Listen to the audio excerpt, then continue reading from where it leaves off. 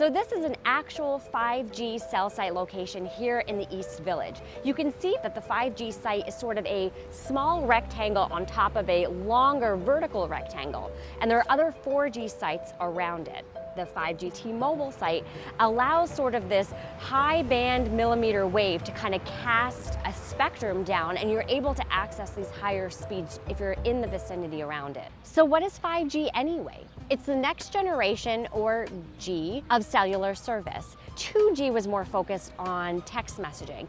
3G was sort of the boom of apps. 4G introduced faster speeds so it could handle Uber or FaceTime.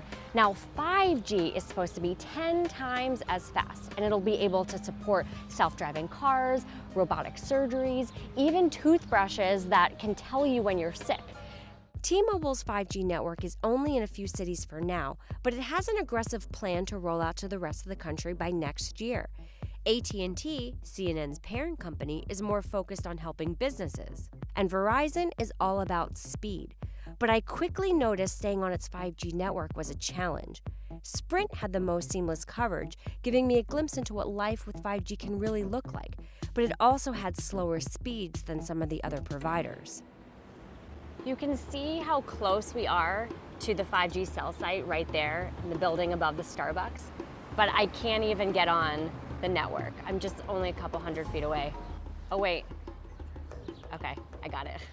We did a test on T-Mobile's 4G and 5G connections in the park. The 5G network was significantly faster, but it didn't quite hit the high speeds I saw on other networks. So I'm getting really great 5G service right here at the Starbucks, and the 5G cell site is right above me, but let's see what happens if I go inside.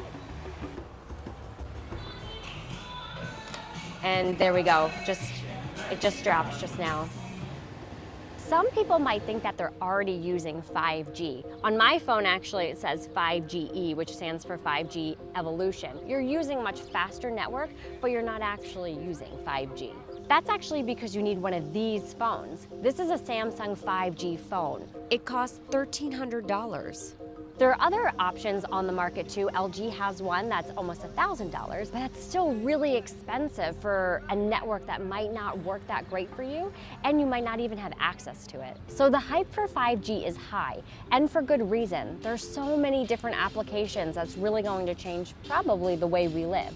But for now, service is super spotty, it's really limited, it's expensive, and it's going to take so long for these companies to truly put the equipment in all the different buildings and the lampposts across the country. So you might just want to sit tight and wait for them to work out the kinks.